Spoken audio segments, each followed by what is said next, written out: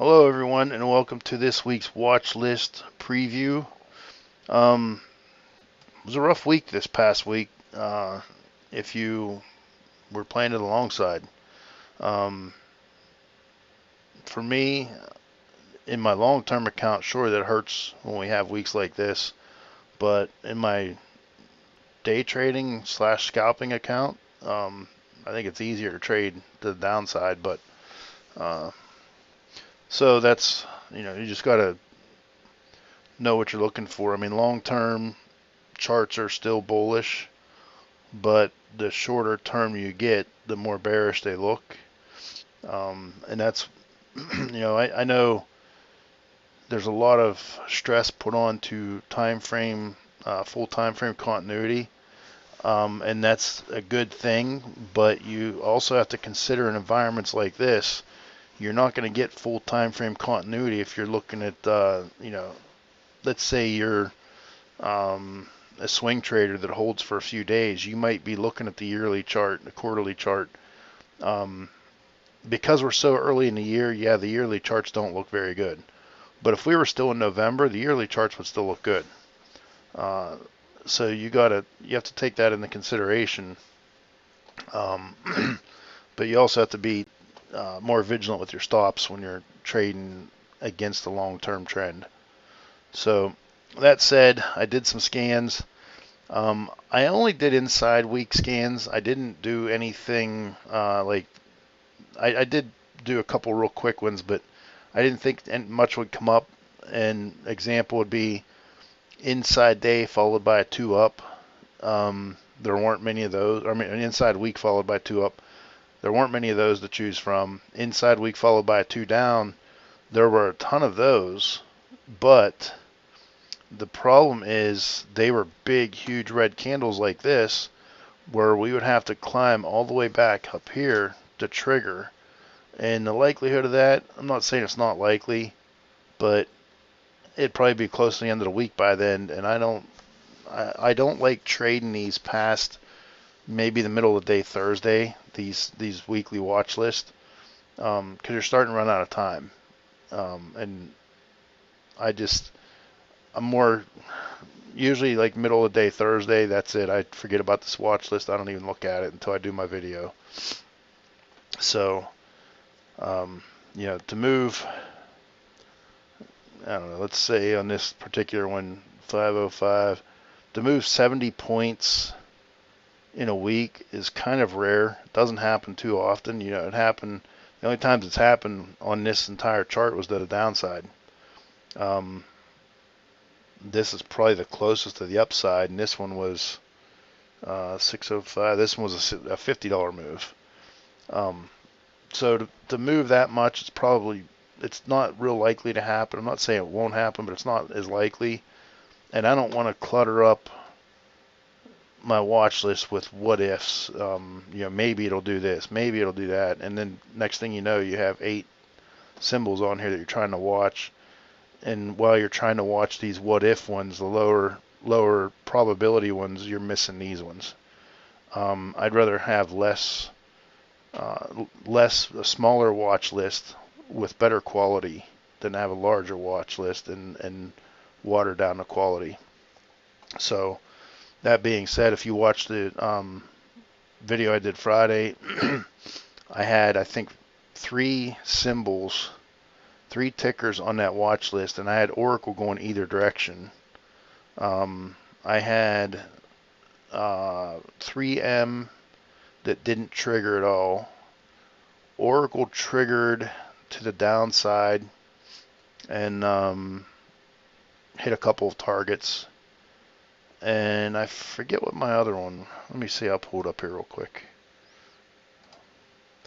Pfizer triggered and took out multiple targets. Oracle triggered to the downside, took out multiple targets.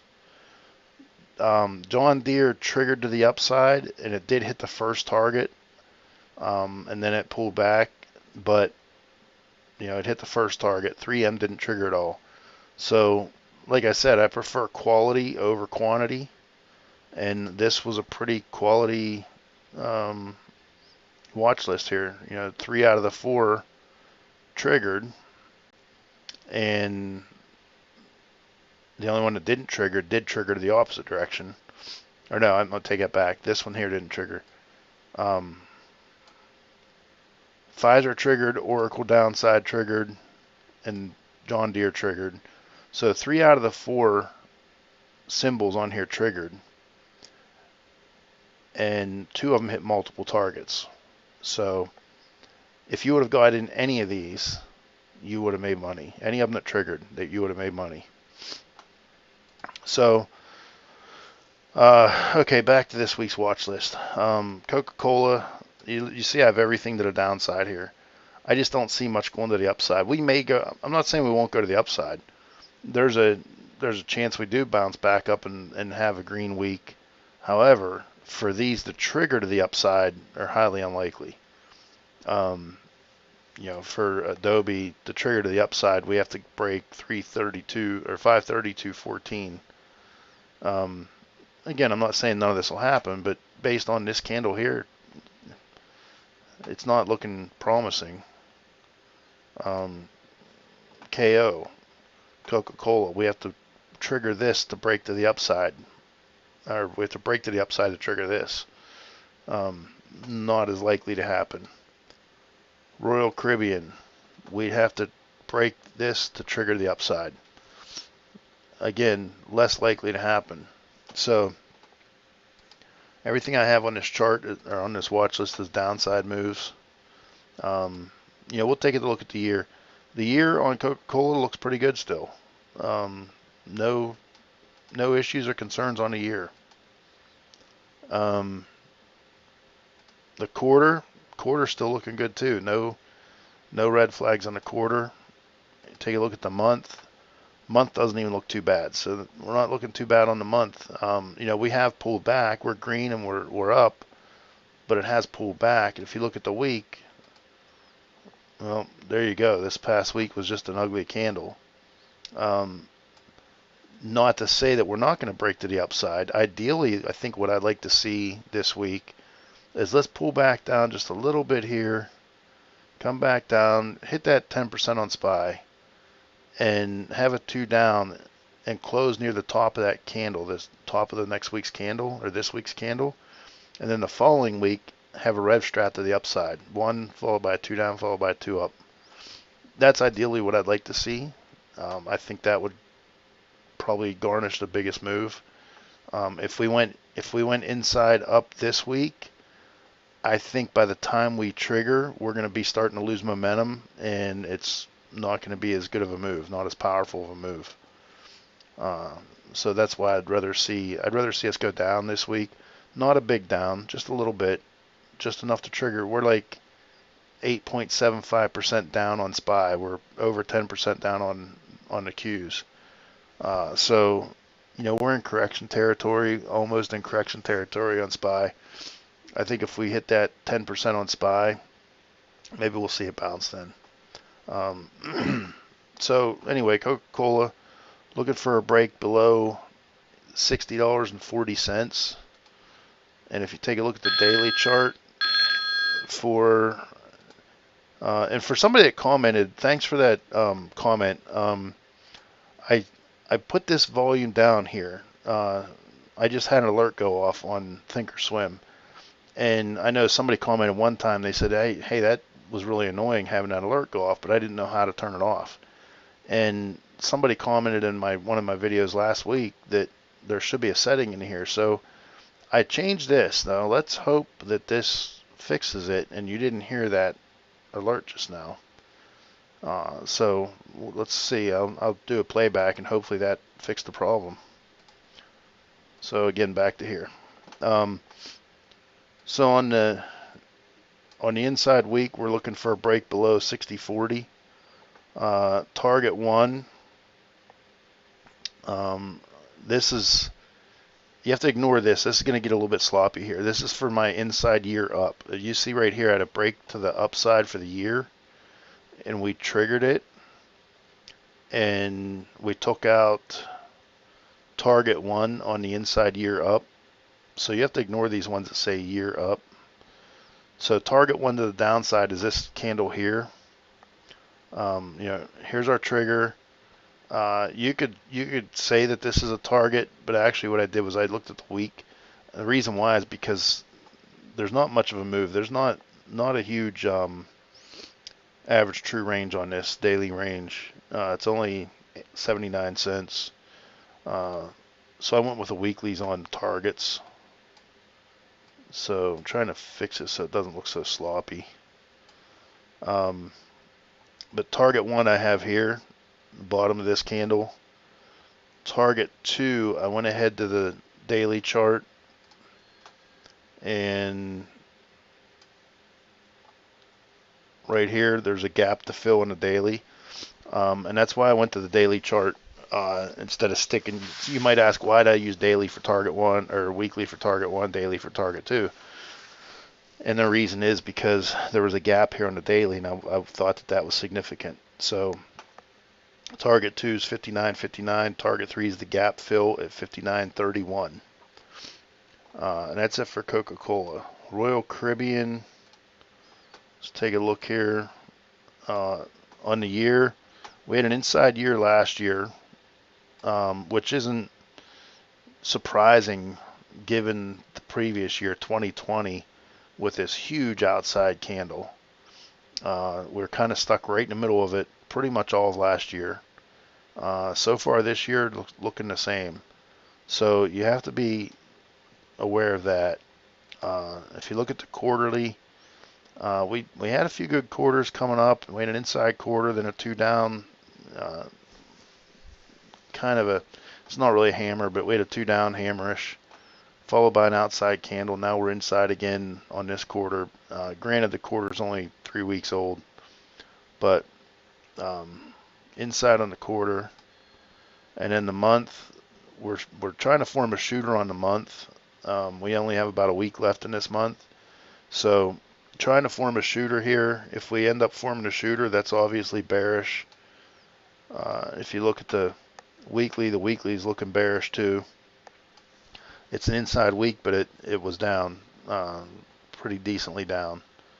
So we're looking for a break below this inside week at 77.55.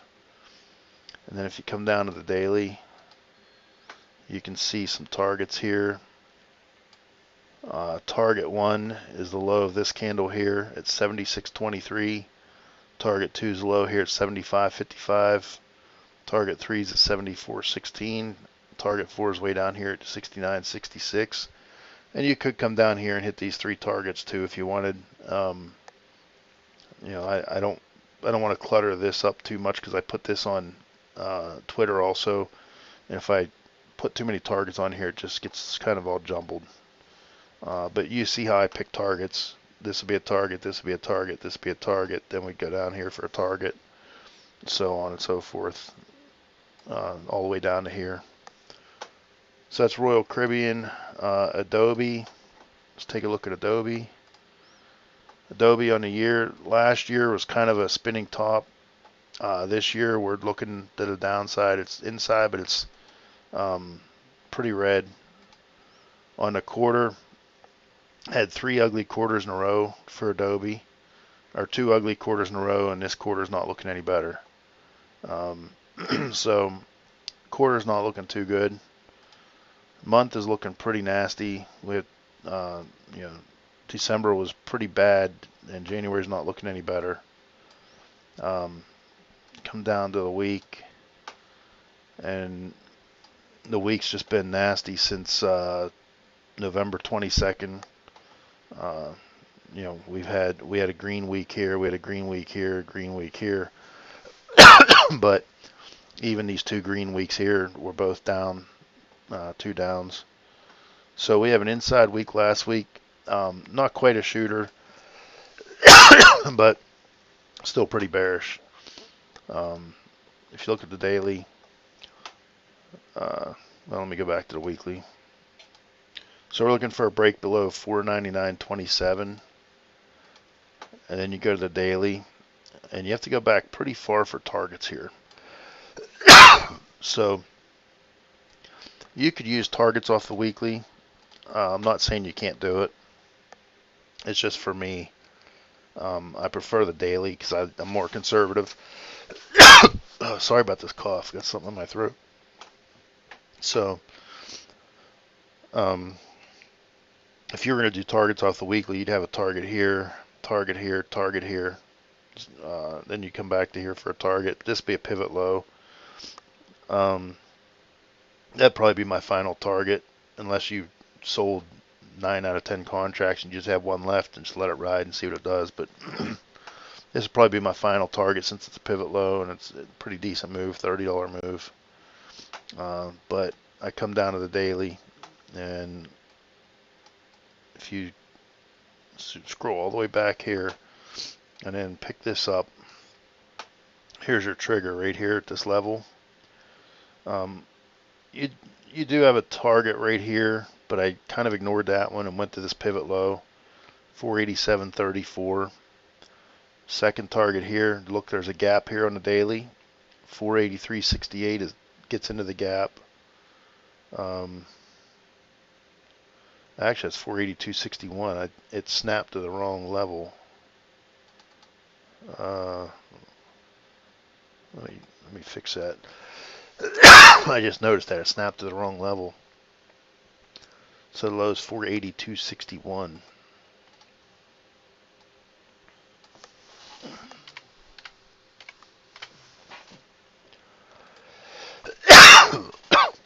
So 482.61 gets you into the gap. If you didn't know, if you come up here to settings and under where's it under?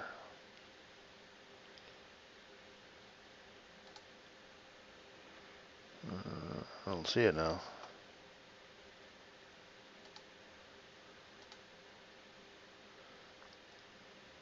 Oh, there it is right here. If you set this, by default it's set to none, I believe. If you set this to open, high, low, close, OHLC, that will, when you get close to here, it'll snap, see? It'll snap to the nearest one. See how, like, it's like a magnet. It grabs it, it snaps it to there. Now if I move down some, it moves it down to the high instead of, or not, the close rather than the high. And apparently that's what happened on that candle. When you have real short wicks like this, it's easy to do. But that's a little trick. Set that. You should probably want to set this. I don't know why you wouldn't want to, but set this to OHLC. And then, like I said, when you do, like right here, it's really, you click it one time, and it's hard to tell if you're at the high or if you're at the close. So that's just a little trick for you. Okay, back to this. So we have the gap here. The gap fill is going to be target 3 at 480.87. Target 4 is going to be 472. And target 5 is going to be this pivot low at 468.50. So let me fix this now. What was this low again? 470. 482.61. Yeah, 482.61. That was target 2.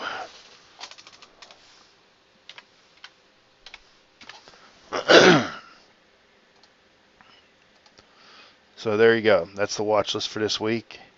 Be careful out there either direction, because the market's very volatile right now and could snap either direction. If it snaps to the upside and your inputs, you better have some stops set.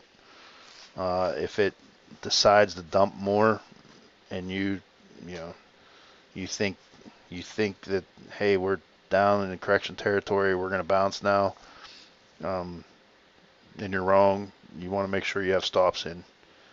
I try not to think, try not to guess what's going to happen. I play the chart, and I have an idea in mind. If it breaks below this level,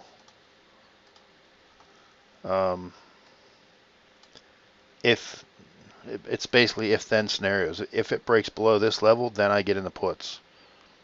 If it doesn't, then I don't. If it breaks above this, I get in the puts. If it doesn't, or calls. If it doesn't, I don't. I don't look at a chart and say, oh look, we're bouncing right off of here. We're probably going to go up. I may say that that's a possibility to happen, but I don't jump into the trade until I get that trigger. So it just helps keep you out of bad trades. So anyway, thanks for watching. Again, here's the watch list. I'll put it up on my Twitter. Thanks for watching. Hope everybody has a good week this week. And remember, we're still in earnings, so be careful of that. I did check these. I didn't see any earnings coming up in this week on any of these, so we should be clear on that. So again, thanks for watching, and comment, like, share, subscribe. Appreciate it. Thanks again. Bye.